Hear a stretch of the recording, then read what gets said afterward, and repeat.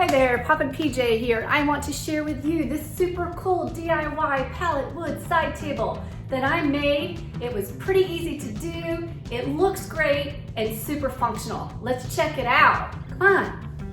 So here it is, my clutter-free slimline pallet wood table. And what's so cool, I haven't seen this before, but I came up with this idea of putting a poker cup from poker tables inside the top of the table so that you can have your drink holder.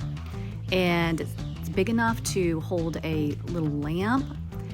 As you can see here, this is a little wooden piece or a little wooden box that I got at the Dollar Tree, and I added it to this piece here on the top, which is actually a piece of decking board, and it holds the phone.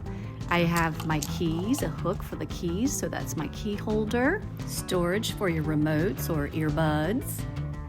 And going on down here, you're gonna see that there's plenty of storage for notebooks, books, and even in the back here, that's my computer case, and a little more room to the side for other things. So this table is just awesome. I think it looks great.